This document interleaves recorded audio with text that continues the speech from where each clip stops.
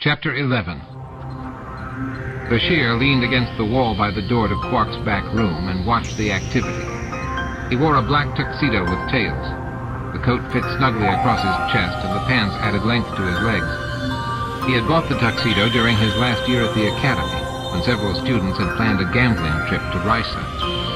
The trip had never happened, and Bashir had longed for an opportunity to wear proper, elegant gambling attire. He finally had the chance. All he needed was a beautiful woman on his arm and the image he wanted to present. The suave, romantic rake would be complete. Only no one was looking at him. The conversation was at a low roar, making individuals hard to hear. Quark was having a quick last word with his dealers, gesturing and pointing with more nervous energy than usual. The Meapod, still bruised from her encounter the night before, limped into the room.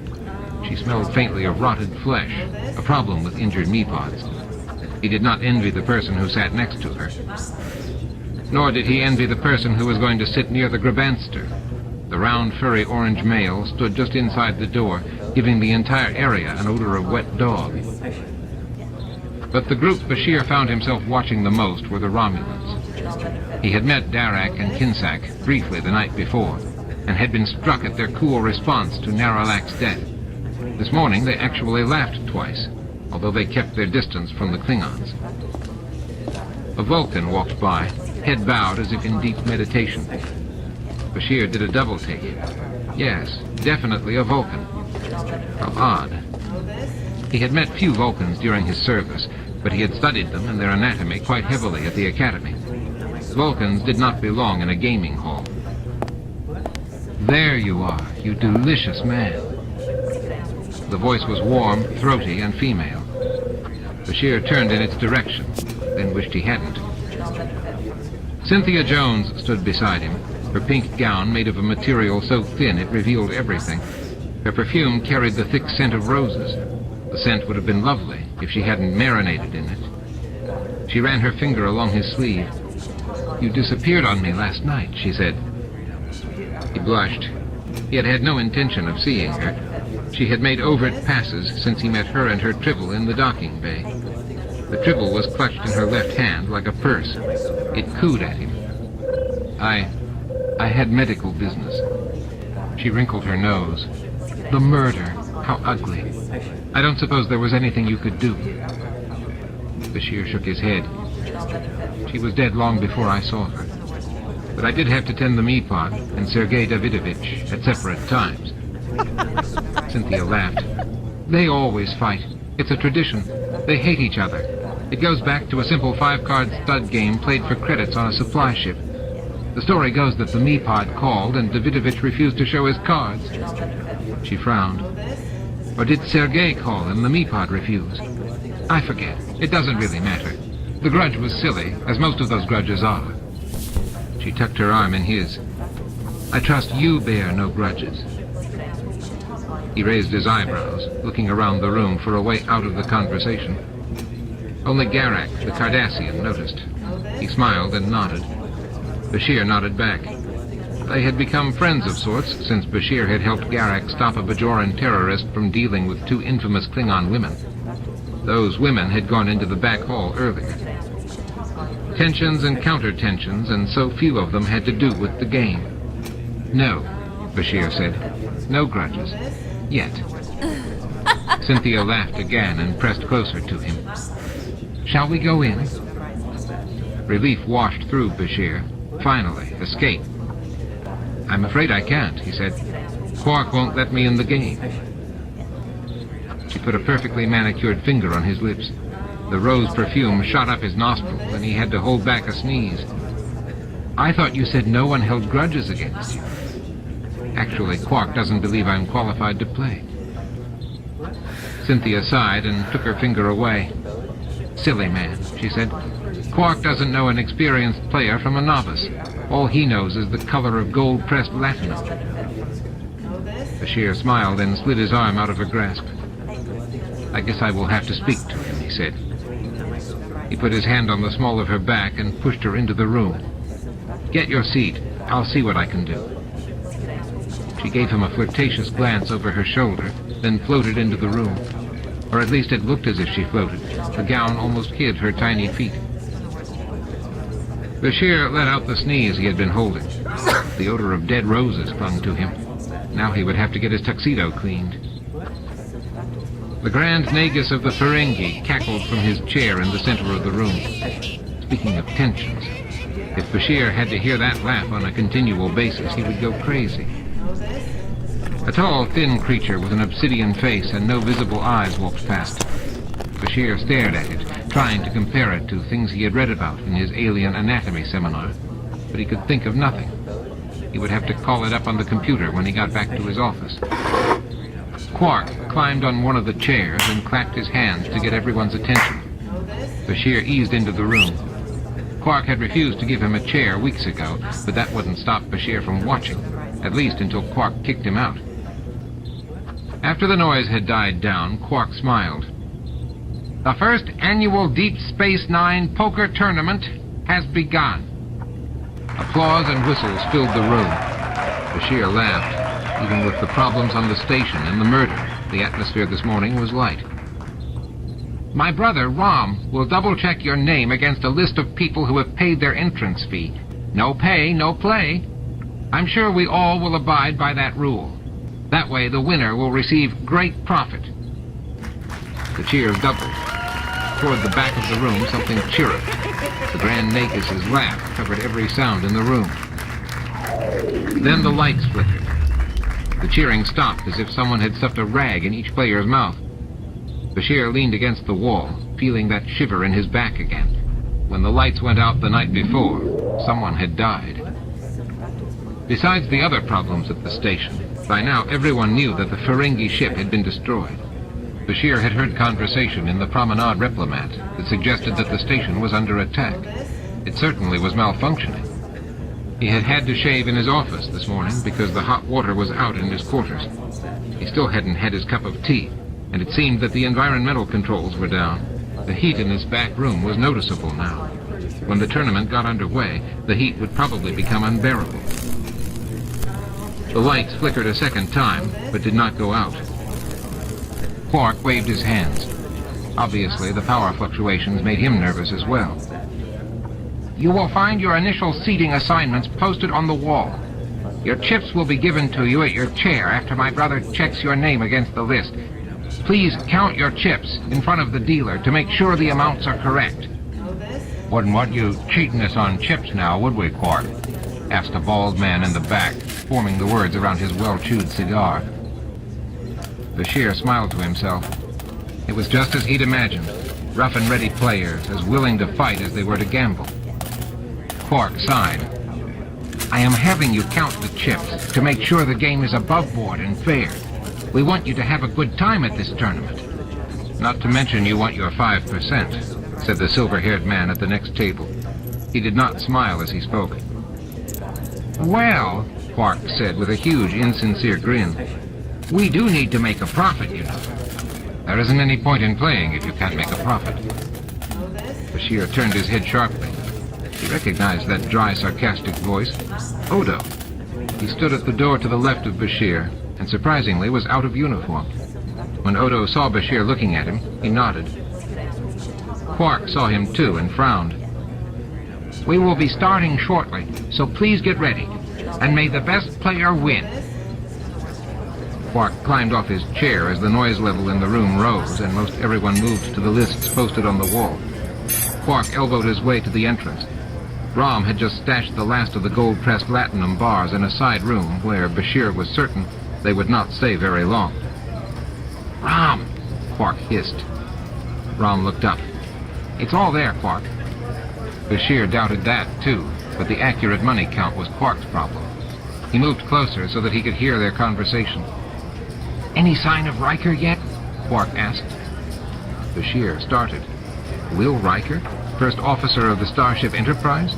He hadn't heard that a starship was in the area. "He's not coming," Rom said. "He sent a message last night, but with all the troubles they're having in ops, it just got relayed now." "Not coming?" Quark grabbed Rom's ear. "Are you sure?" Rom pulled a crumpled piece of paper from his pocket. "I made a copy for you to look at. I thought you wouldn't believe me." The The smell of dry paper and mothballs overwhelmed Bashir. He turned to find the Grand Nagus standing beside him. The Nagus was quite fascinating. Bashir would have loved a chance to investigate the Nagus's oversized ears. "Can you say someone isn't coming?" the Nagus demanded in his nasal voice. Quark snatched the paper from Rom and scanned it. "Commander Riker from the Federation starship Enterprise was supposed to be a player. He sends his regrets. Something about saving a planet or some such." Quark flapped the paper in the air and then handed it roughly back to Rom. "A pity," the Nagus said, smiling. "He is known to be one of the best players. We will miss his skill." The Nagus shuffled out of the room. Quark didn't even seem to notice that his leader had left. Bashir watched as word spread through the room that Riker was not coming. Several players were visibly relieved. Apparently Riker was a good gamesman. Not that it surprised Bashir. He had met Riker twice and had found him to be the kind of man who belonged on the frontier. Rugged, handsome, competent, Riker had a way with the ladies and an adventure-filled Starfleet career. Of course a man like that would be an expert at poker. "We can't be one player short," Quark said to Rom. "You could play," Rom said. "Idiot!" Quark grabbed Rom's ear and shook him. "I'm the host. I can't play." Bashir ran a hand down his tuxedo to make himself look presentable. Suddenly, Quark was not the Ferengi owner of a decrepit bar. He was the ticket for Bashir's entrance in the big game. "Maybe I could," Rom started. "No!" Quark twisted Rom's ear. Rom crumpled to his knees. "You will not play. Nog will not play. The Dabo girl will not play. Now be quiet and let me think." Of course, Bashir was rusty. He had been planning an extensive gambling trip in Risa on his vacation ever since Quark had turned him down. But he hadn't really played much since he had come to the station. Quark let go of Rom's ear and paced. "We can't just pull someone off the promenade." "There's no need to," Bashir said. He moved in front of Quark, and Quark nearly bumped into him. "I would like to play." "You?" Quark looked at Rom, and both Ferengi giggled, a sound that rivaled the Grand Nagus's laugh. "You're a doctor, not a gambler. You can't even hold your Ivarian beer." "But I can play poker."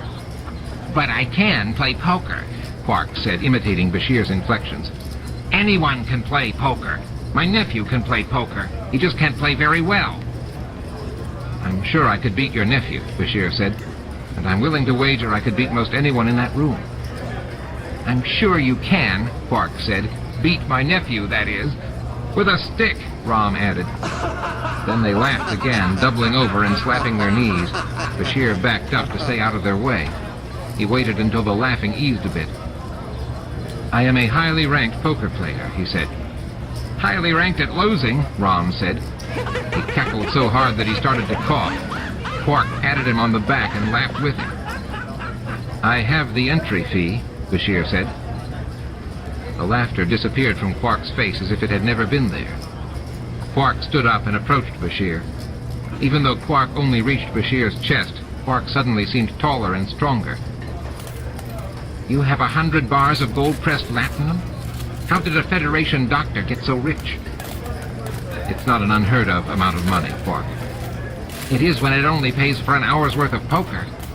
"I plan to play for longer than an hour," Bashir said. "You didn't answer me, Doctor. Where did you get that kind of money?"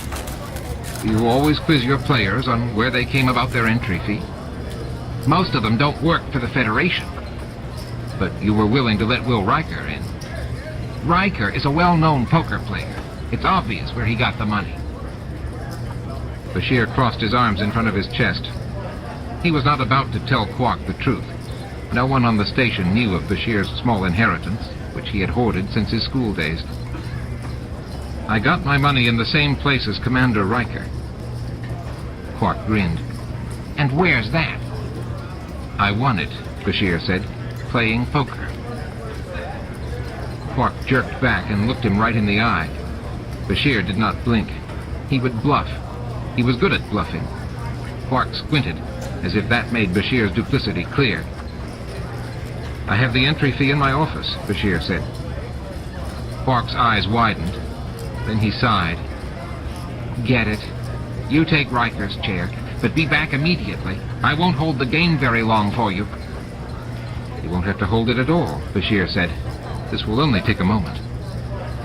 He started to hurry out of Quark's before he remembered his manners. And Quark, thank you. This will be a great deal of fun. Oh yeah, Quark said. I can tell. It's already a barrel of laughs. Chapter 12. Jake caught his breath and leaned against an exposed metal wall in the promenade. Nog tugged on his sleeve, but Jake shook his head. He needed a moment to think. He had returned home after midnight the night before, dirty, his clothing covered with oils and stains he couldn't identify. He and Nog had had a bad moment climbing out of the service tunnel when they thought one of Odo's guards was going to catch them, but they had managed to elude him. When Jake had arrived at his quarters, he had been willing to tell all to his father, but his father hadn't been there. His father was still working in ops on the engineering problems and had left a message that Jake should contact him if he had any questions. Jake had no questions, except to wonder why his father was never there like other boys' fathers were. You coming or not? Nog asked. Yeah. Jake's stomach growled. He wished he had had more for breakfast than that glass of orange juice he had grabbed just before he left. He opened his eyes. 2 Klingon women walked past him, their skirts flying. A Hyperion servant hurried after them. 2 Ferengi walked by, talking excitedly. All of them seemed to ignore the faint odor of smoke still in the air. Tell me again what we're doing, Nog, Jake said. You're following me, Nog said. He ran up the steps to the second level of the promenade, his feet ringing on the metal. Jake followed.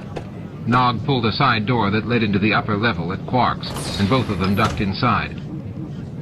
From a hidden space behind the doorway, Nog picked up a device that looked like an old-fashioned tricorder. Only it wasn't. It had Ferengi heads imprinted on the back, and multicolored buttons that beeped if Nog touched one wrong. They went back out into the corridor, and Nog stopped in front of the service access port they had crawled through the night before. I've already seen this, Jake whispered. This was getting old. What did he care if Quark was cheating? His father would have cared, but his father was too busy to notice. Besides, it wasn't as important as keeping the station running. Nothing was. Nog shoved the device in the pocket of his sweater and started to work on the panel leading into the service portal. I'm not going back in there, Jake said. We almost got caught yesterday. Nog just kept working. You're not going in. I just need you to stand guard. For what? Nog handed the device to Jake. I'm going to get a reading on those sensors over the room. Why? Jake asked. The device was warm. It fit his hand. Most human-made equipment was too big for his hands, even after his last growth spurt. Nog laughed. So we can track the signals. It has to be a type of signal that wouldn't interfere with the rest of the operation of the station, so it should be easy to track to its source. Interfere with the operation of the station? Jake frowned. What are you talking about? This device. Nog took it from Jake's hand. It scans the signals the sensors are giving out. Someone has to monitor the sensors that are in that ceiling. They have to be in a separate room. You mean those sensors are sending signals all over the station? Nog pulled off the hatch and crawled in. I would wager, and that's what I'm going to find out. He looked at Jake. Don't just stand there. Close the hatch behind me, but not tight. I'll knock when I get back, and you open it when no one is in sight. If there's a problem, lean against it until the problem leaves. Got it? What if we get caught? You're in charge of making sure we don't. Nog disappeared down the service tunnel. Jake looked around and closed the hatch, leaving it open just a crack. Then he walked over to the railing and looked down. The Klingon women were leaving Garak's clothing store. They looked angry. Klingons always looked angry. No, fierce. They always looked fierce. A blonde human woman, wearing a very thin gown and carrying a fuzzy creature, a tribble, was walking into Quark's. Jake ran to the stairs to see if he could get a better look, but the woman was lost in the gathering crowd. The faint scent of roses mingled with the smoke. He glanced at the portal. No Nog. Jake hurried back to his post. If Quark was sending signals across the station using a Ferengi device, could it interrupt regular operations? Maybe he could solve the mystery of the station blackouts and stop the cheating all at once. And maybe lose a friend. He sighed. He would have to talk to Nog about it. Keiko O'Brien walked by, her steps precise and familiar. Jake pushed against the wall. He didn't want her to see him. He glanced at his watch. He had thought, with all the problems, that school would be cancelled, but no one had told him that. Obviously, he was wrong. The teacher was on her way to class now. A Vulcan walked around her and disappeared into Quark's. Jake waited until Mrs. O'Brien was out of view before peering over the railing into the bar. It looked empty, yet a lot of beings had disappeared into it just since he started watching. How many people had Quark invited? How important was this thing, anyway? Important enough that Quark spent hard-earned money on all the equipment in that ceiling. The lights flickered. Jake shot a glance at the portal. He would hate to get caught in there if the lights went out. He hoped Nog was okay. The lights stayed on, and Jake let out his breath in relief. Odo came out of his office, stopped and talked to two of his assistants before heading into Quark's. If anything was wrong, Odo would find it. Maybe then Jake would be off the hook. He started pacing in front of the hatch. What was taking Nog so long? They had school. They would get caught. Cheers and applause rose from Quark's. Very faint cheers and applause. Something was happening. Come on, Nog. The lights flickered again, and Jake braced himself, but nothing happened. The odd shaking that rocked the station hadn't happened for a while. Jake didn't want it to happen again. He stared at the lights overhead, willing them to stay on. They did. And Nog wasn't back yet. Jake couldn't leave Nog there, but he didn't want to go in after him. Who knew what happened inside the service hatch when the lights flickered? What if something blew? What if those sensors sent out some weird signal that hurt Nog? Just when Jake was about to pull open the hatch and go in himself, he heard 3 faint knocks. He looked both ways. He was alone on the second level. He pulled the hatch open and Nog rolled out, landing on his feet and grinning. "What took you so long?" Jake said. Nog put a finger in front of his mouth. "The sensors are up and working. Really well, too." "How could you tell?" Nog patted his pocket. The device stuck out of it. "My uncle must be making a lot of money. That room is packed." Nog pulled the device out of his pocket. Its screen glowed red. "Follow me." "Where?" Nog laughed. "I don't know, but we'll find out." He held the device out in front of him as he walked toward the promenade railing. "Someone's going to see that," Jake said. "Who cares?" Nog said. "They won't know what I'm doing." Butterflies rose in Jake's stomach. Someone would know. Nog led them down the stairs. He clutched the device closer to his chest. Jake followed, close at Nog's side. "Where'd you get that thing, anyway?" "It's my dad's," Nog said. "He uses it sometimes when he's trying to find out what my uncle is doing." "Wouldn't he want it now?" "Nope, he's in on this one." A scruffy group of humans with shaved heads and wearing hand-torn clothing hurried into Quark's. Nog walked away from the bar, ignoring the people he passed. The device started beeping. He shut it off and put it in his pocket. "Here," he said. "What?" Jake asked. He looked around. They were standing beside a wall in the promenade. He didn't see anything out of the ordinary. "Nog, is this a joke? Because if it is, I don't like it. Mrs. O'Brien went by and we're going to be late for school." "Sometimes you're no fun at all." Nog frowned. "Besides, it's right here." He put his hand on a door with the Cardassian symbol for supplies on it. Across that, Quark had put a sticker that said Quarks in 4 different languages. "Those sensors are sending signals here?" Jake asked. Nog nodded and grinned, obviously glad he had recaptured Jake's interest. "There are screens inside that show all the tables in my uncle's back room. The monitors can see all the cards. They must have another system set up to let my uncle's players know who has got what in their hand." "That's not fair." "I know. Isn't it great? They're going to make a lot of money." Jake sighed. Technology. And all those Ferengi sensors sending signals around. No wonder things were going wrong. Before we go to school, let's stop in Ops and tell my dad. He'll want to know. About cheating and Quarks? Come on. Your dad doesn't want to be bothered. He's got enough to worry about. Besides, I don't want to tell anyone. Nog stopped talking as two members of the crew walked by, deep in conversation. Jake watched them. He didn't recognize either of them. Both ensigns, both wearing engineering colors. Everyone seemed preoccupied this morning.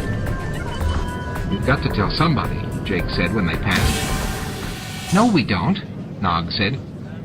He leaned close to Jake so that Jake could hear him. "My uncle always says information is power. Now we have information on my uncle. We just have to figure out how to use it." He cackled. "Come on, let's go to school." Jake glanced at the door. A thin light did come from underneath it. He hated it when Nog got like this. Maybe his dad was right. Maybe there were fundamental differences between Ferengi and humans. Or maybe not. Chapter 13. Odo walked into Quark's. Already the sound was deafening. Conversation rumbled from the back room. The bar was hot, too. The environmental controls were probably out here as well as in Odo's office. He sighed. He did not want to be here. The game that Quark and the computer had taught him the night before was boring and simple, and Odo didn't understand the attraction in wagering large amounts of money on things that had a great probability of not happening. Rom was sitting at a table near the door, talking with the Bajoran, Pera. Pera was an interesting case. Odo had spent quite a bit of time studying his file. Pera had had a legitimate job with the Bajoran Provisional Government for 1 month. Then he had walked away, claiming that the government did not serve Bajoran interests. His background prior to that incident had been an intermittent commitment with the Bajoran freedom fighters. Pera would disappear for months, often returning after a Cardassian leader died in a spectacular manner. The Bajoran files were sketchy. The Cardassian files claimed Pera had worked for every terrorist group in Bajor. One of those groups was tied to the Romulans, and the last intermediary the group had used had been Naralak. Naralak's murder would explain Pera's presence here. Most terrorists didn't have time for poker matches. "Are you going to stare at us or get your chips?" Rom asked. Odo picked up his chips as he noted the arrivals with the corner of his eye. A Vulcan he had never seen before. Cynthia Jones flirting with Dr. Bashir. Zator and Grauk, the Klingons, who were still his primary suspects. Garak, Lursa and Bator, more Klingons. Any one of them could be the mysterious L'Stouan. "Don't you want to count them?" Rom asked. Odo shook his head. "It's not my money. Why should I?" He turned and found himself face to face with the tall, skinny human from the past. Berlingoff Rasmussen had a history of cons, with much time spent on Federation penal colonies, but no history of murder. "Not your money?" Rasmussen asked. "Quark has asked me to sit in on the game," Odo said, "to make sure all of your worthless lives continue long enough for him to make a profit." Rasmussen frowned. "Doesn't seem like Quark's profit would be of interest to you." "It's not," Odo said, "but keeping my eye on this collection of thieves and murderers is.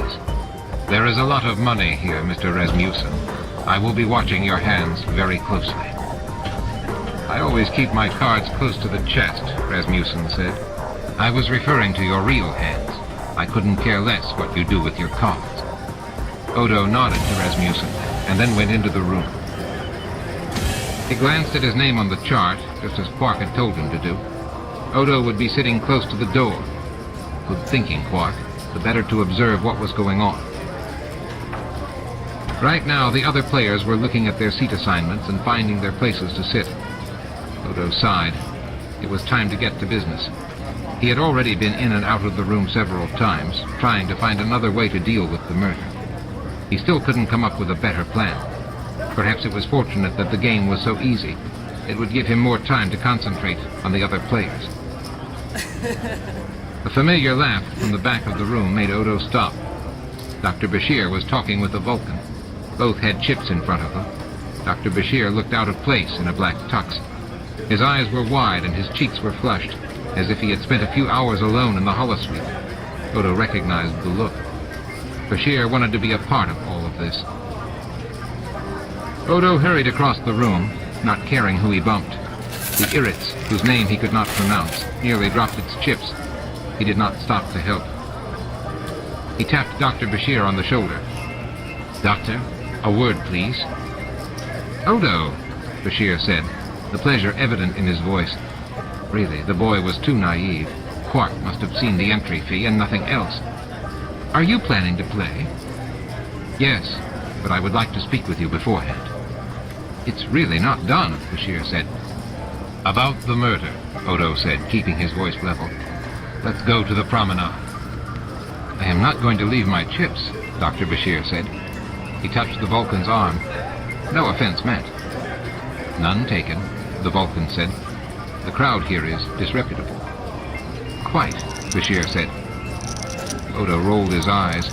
He was glad he wasn't sitting at this table, the dullest conversationalists of the bunch. "Please, Doctor."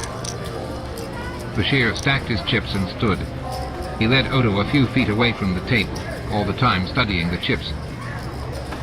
"I have no other news to give you," Bashir said softly. "The lab reports showed nothing out of the ordinary. The fibers match others we found in the room, and Quark's sweater, of course. The DNA scan revealed nothing. We can only be certain that she died of the knife wound, and death was very quick.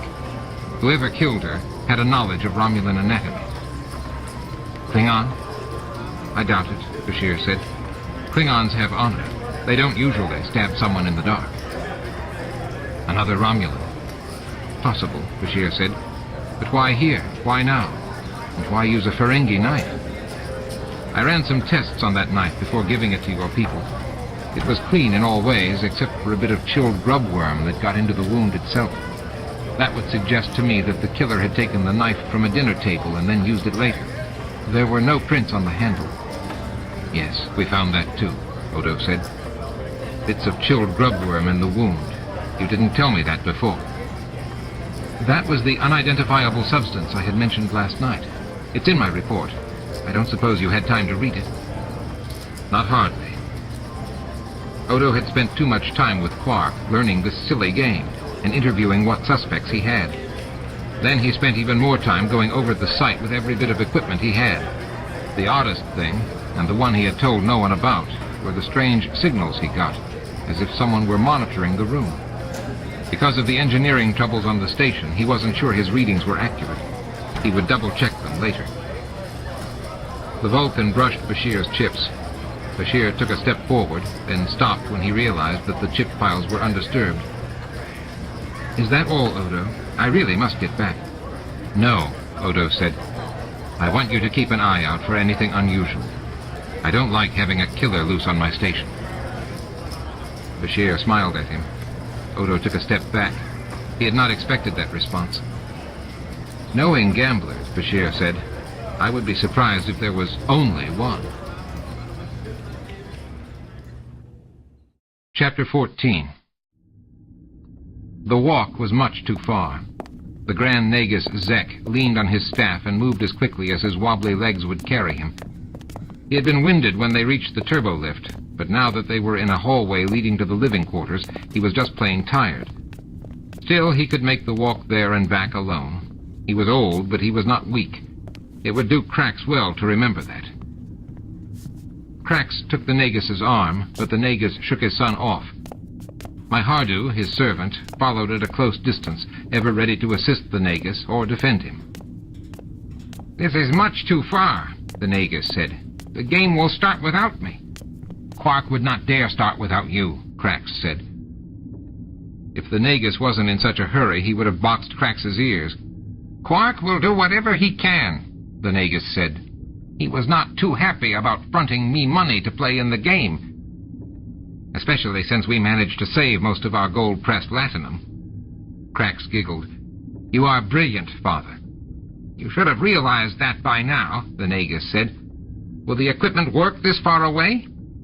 "Trust me, Father. The setup is perfect." The Nagus cackled.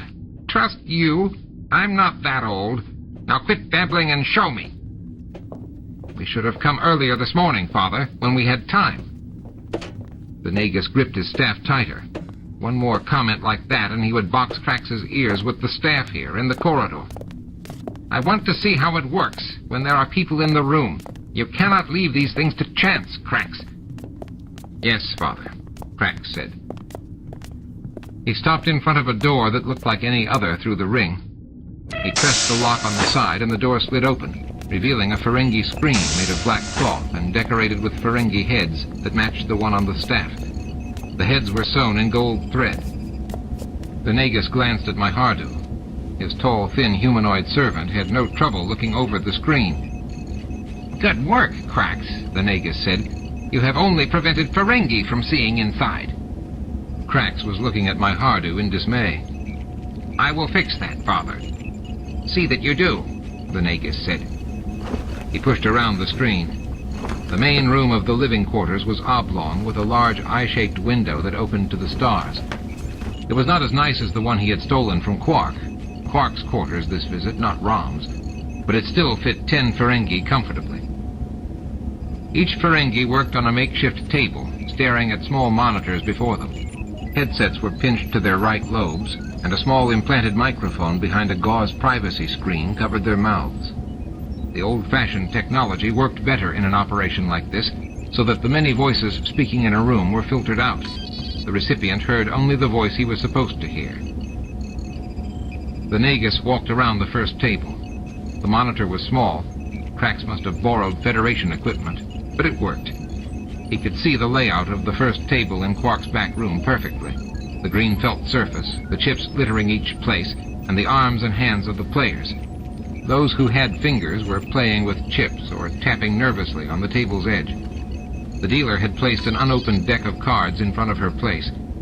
Each ridge of the design on the back of the deck was visible, each whirl of ink.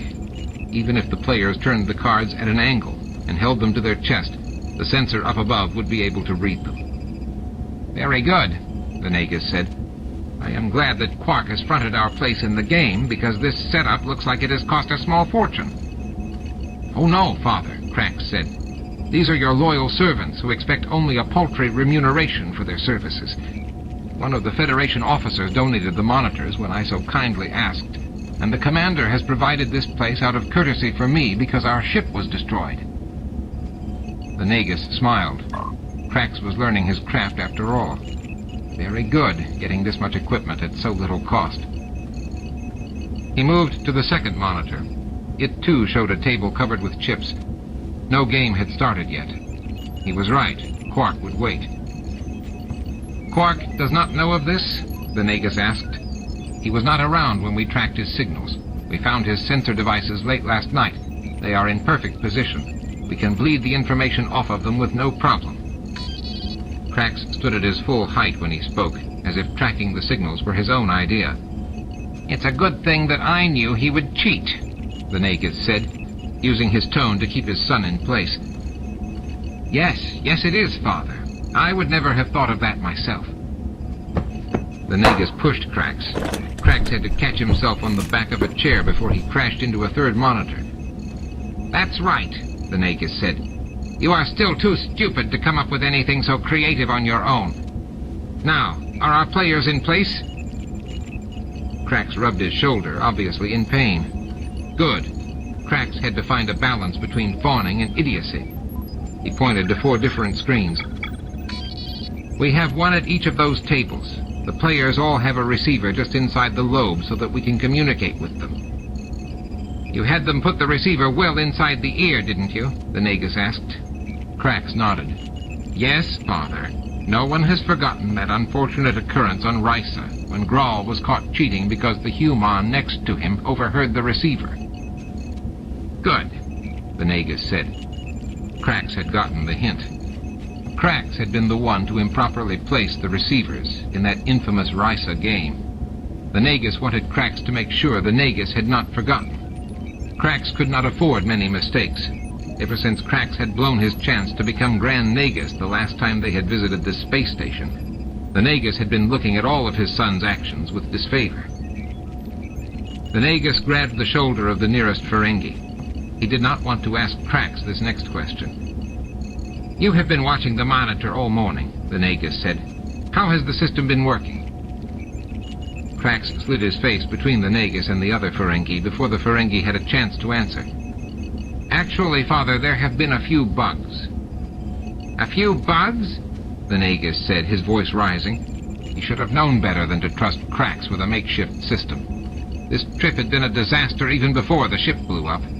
But if they had kept their ship, they would have kept their own equipment, and the Nagus would have had more control. Nothing serious, Krax said, bowing as he spoke. The Nagus always thought of it as ducking and weaving to avoid a twisting grip on the ears. I mean, nothing more than the rest of the station is suffering. The monitors cut out occasionally, the other Ferengi said, obviously not wanting to be deprived of a chance to speak to the Grand Nagus. Cut out? You mean like the lights? Yes, Father. Krax swallowed. The sound was audible. You see, it is not too serious. The signals get interrupted, but only when the rest of the station is having problems as well. You fool, the Nagus said. That could be the most important moment of the game. I am surrounded by idiots who don't even understand the importance of acquisition. Quark will be having the same problem, Krax said, ducking and weaving. I do not care about Quark. The Nagus had had enough. He took my Hardu's arm and leaned on the staff. Just make sure the system works. All of the time. Do you understand me, Krax? Yes, Krax said, nodding his head so fast it looked as if it would fall off his short little neck.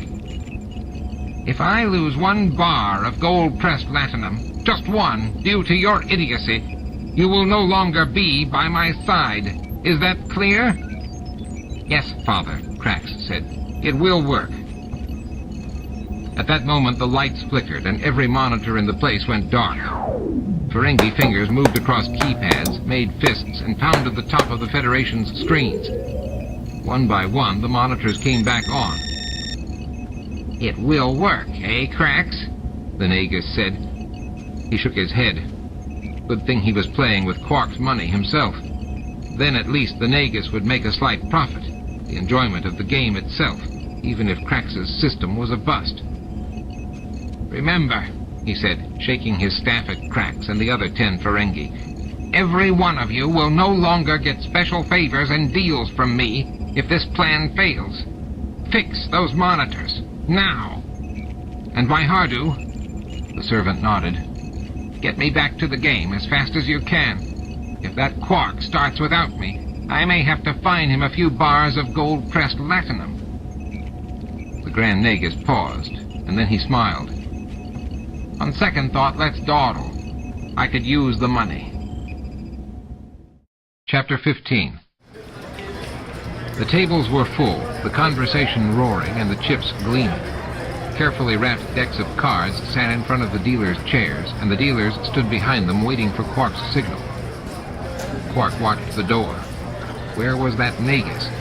Zek would kill Quark if Quark began the game without him. The game was already an hour late in starting, and the players were getting restless. 2 had come up to him to ask if there was a problem.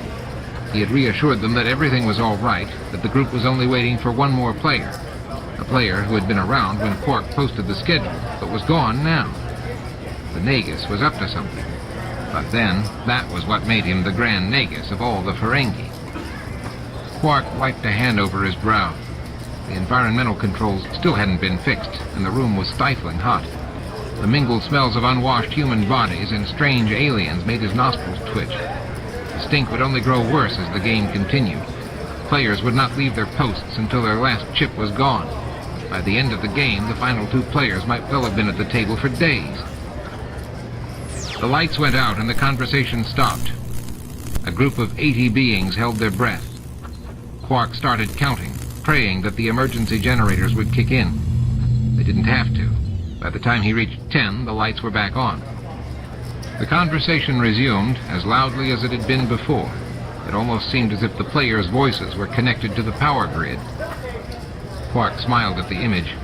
Just imagine if he could shut off the conversation in the bar by pressing a button.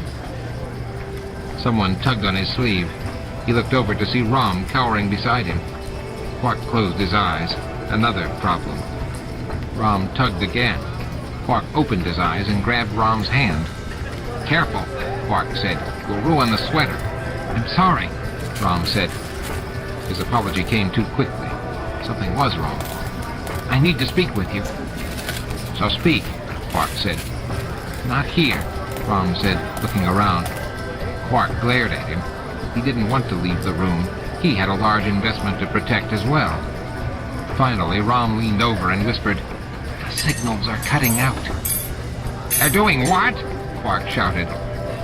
Players at the nearest two tables looked over. Quark nodded to them and grinned, feeling a panic rise in his stomach. We were talking about the remaining player, the Nagus, he said, trying to make something up at the spur of the moment. He, is in a holosuite. We need to get him, Rom. Come along. Quark grabbed his brother's arm and pulled him out of the room. The bar was empty, except for the Dabo girl, who looked bored. Quark snapped his fingers at her. Go stand in the door, he said. Make sure no one leaves. She nodded and left her station. Quark pulled Rom behind the bar itself. I didn't say anything about a holosuite or the Nagus, Rom said. I know that, Quark snapped. He kept his voice low. What's going on with the equipment? Rom glanced nervously around, took a step back from Quark, and then said, The monitors keep cutting out. The entire system just shuts down.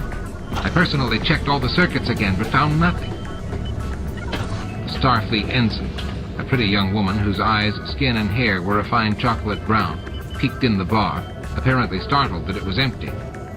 Quark made himself smile at her. He had been trying to catch her attention for days, but he could do no more. He couldn't even invite her in. His body was shaking with fury.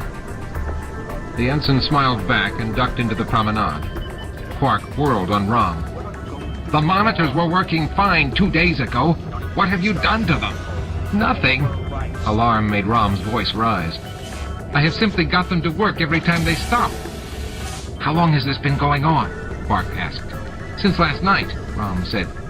And you decide to tell me now? 1 hour after the game should have started? Rom took another step back. I thought I could fix it. You thought you could fix it. You thought you could fix it. Quark grabbed Rom's earlobe and pinched so hard that Rom fell to his knees. Fixing it means that the system works all the time. It never cuts out. It never quits. You do not repair. You improve. Quark let go and Rom fell backwards. He clasped a hand over his red, swelling earlobe. Right now they're working. Right now is not good enough, Quark said. You must have them working all the time, or I will hold you personally responsible for every hand my players lose.